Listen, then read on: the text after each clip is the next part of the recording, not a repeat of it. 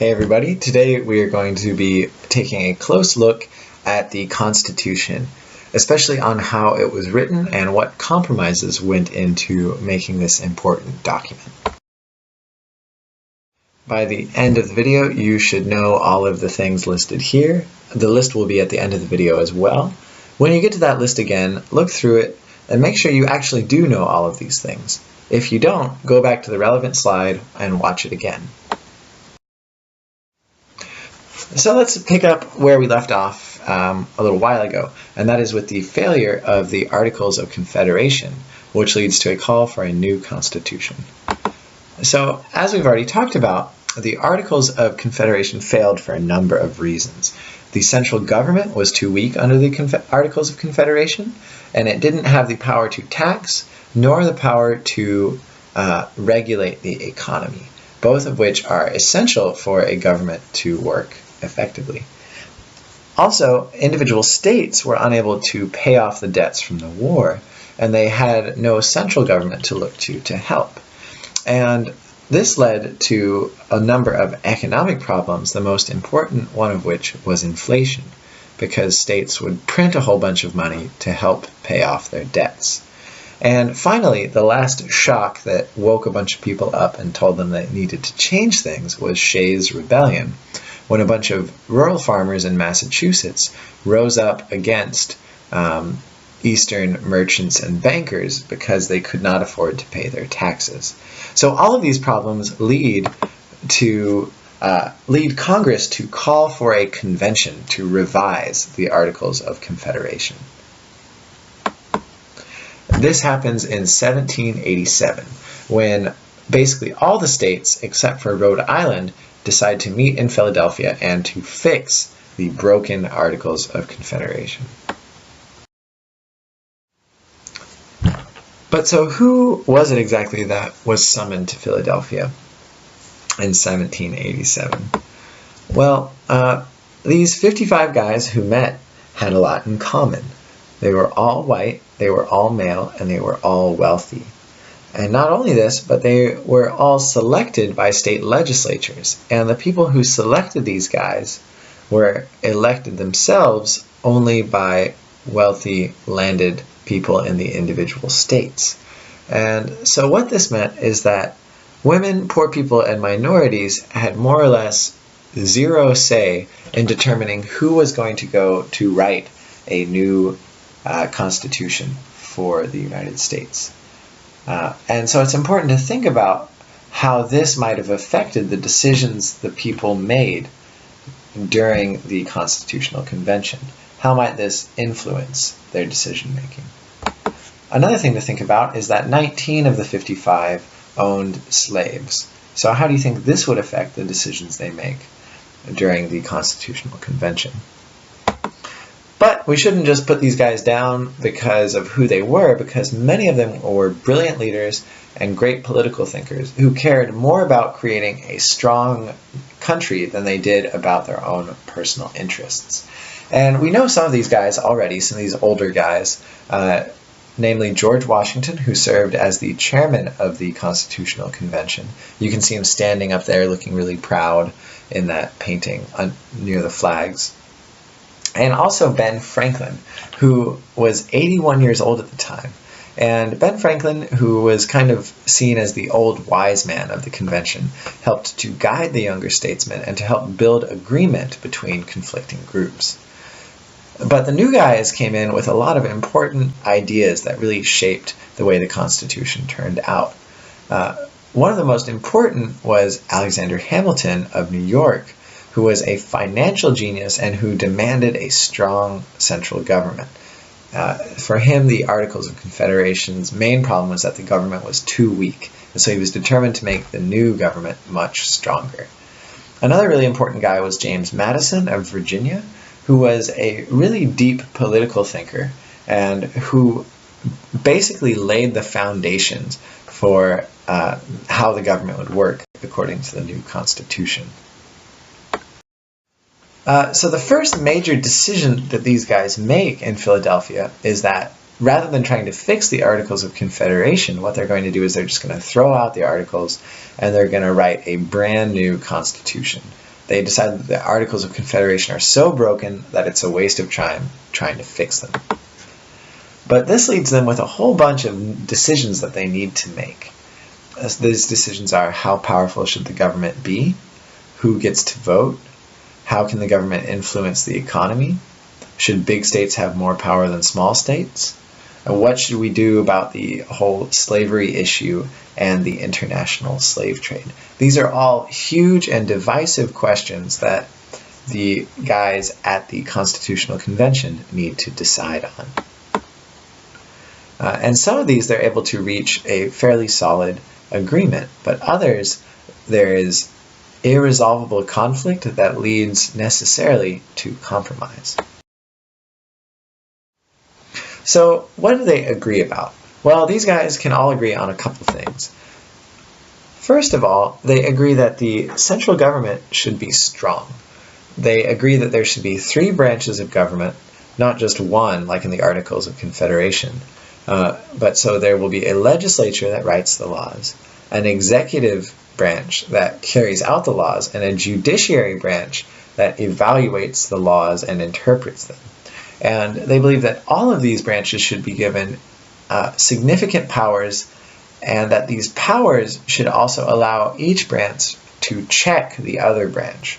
That way, the executive branch or the legislature can never get too powerful, because the other branches can always jump in to basically put that one branch back into its place.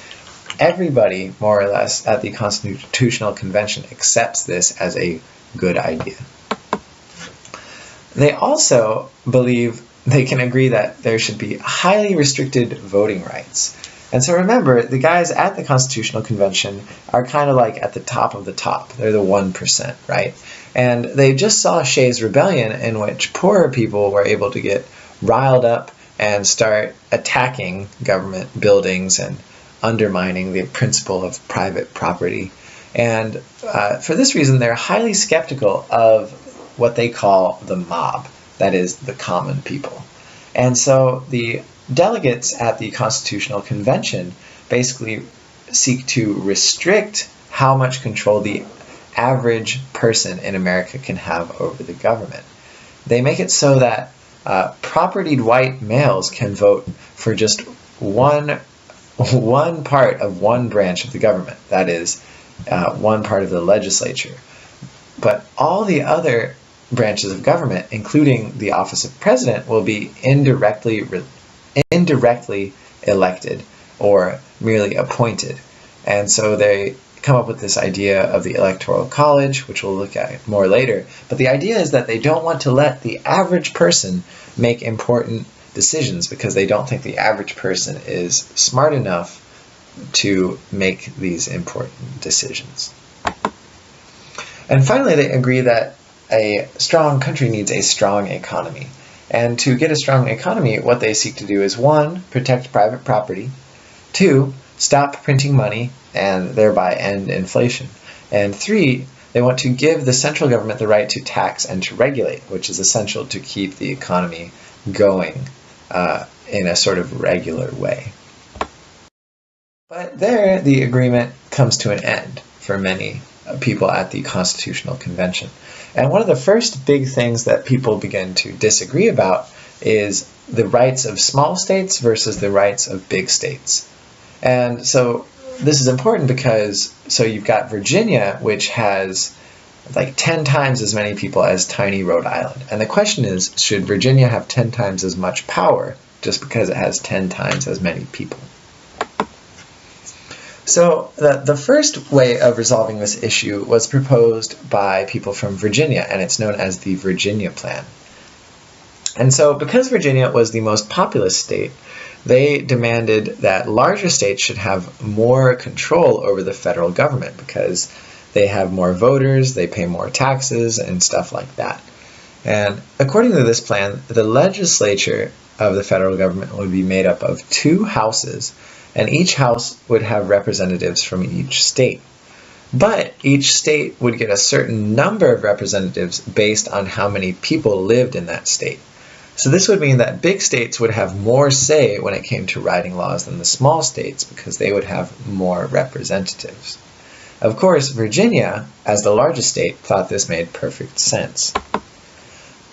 But some of the smaller states were unhappy with the Virginia plan, and in response you see the emergence of the New Jersey plan. And New Jersey, which was a relatively small state, demands that instead all states should have equal control over the government, regardless of how big they are. And according to the New Jersey plan, the federal legislature would be made up of a single house, and each state would have the same number of representatives. This would mean that small states would have the same amount of power as large states when it came to drafting federal laws. Of course, Virginia didn't like this, and so there was disagreement for a long time until somebody came up with the Great Compromise. And according to the Great Compromise, it takes chunks of both the Virginia plan and the New Jersey plan to come up with something that works for everybody.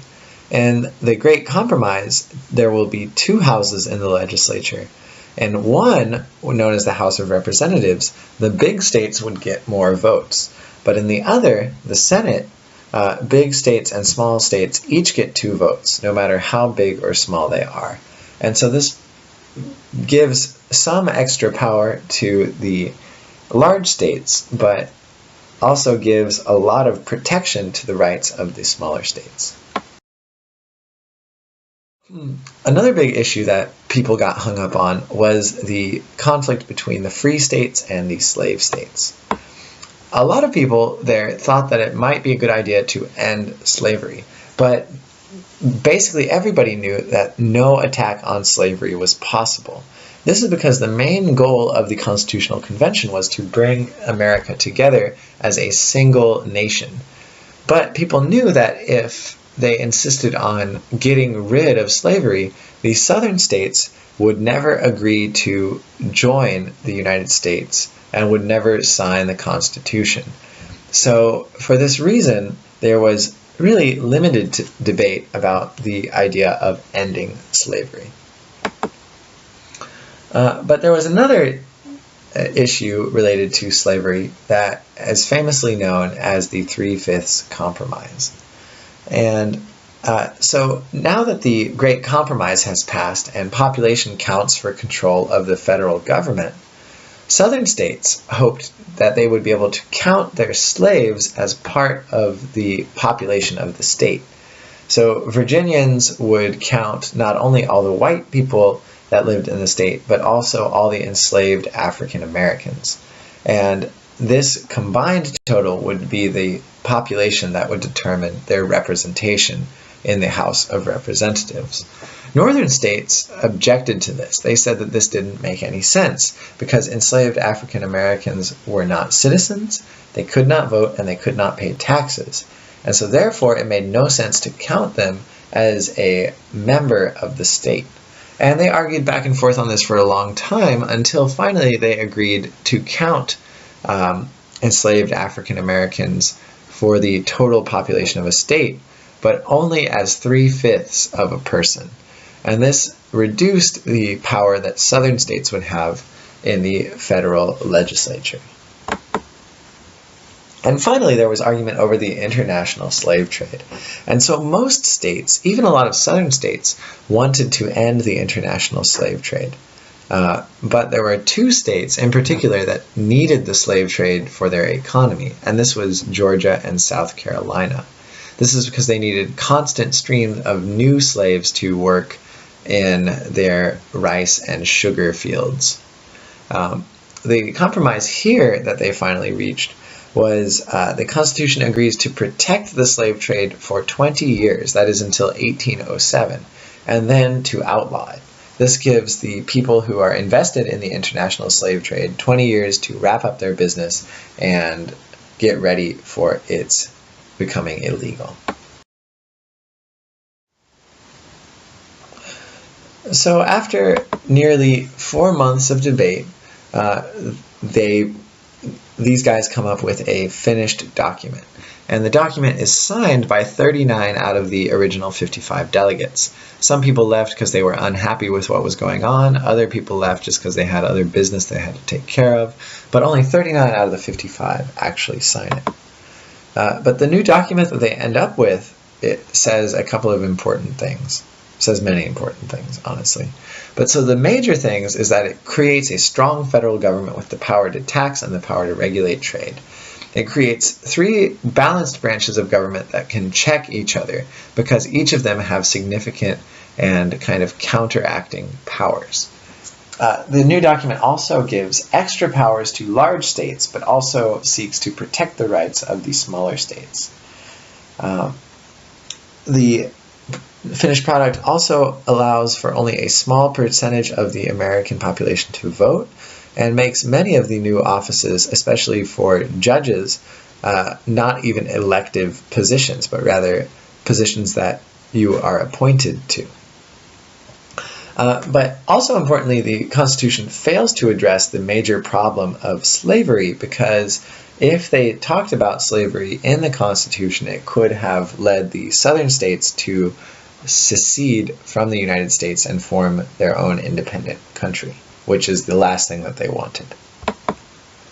So the Constitution as it appeared in 1787 was a series of compromises between conflicting groups. And as Ben Franklin pointed out, nobody was totally satisfied, but enough people were willing to give it a shot because it had to be better than the broken Articles of Confederation. Done talking about the Constitution, but this is the end of the basic overview of the Constitution. So go through these points here and make sure you actually know all these things. If you don't, go back and check everything out again. See you tomorrow.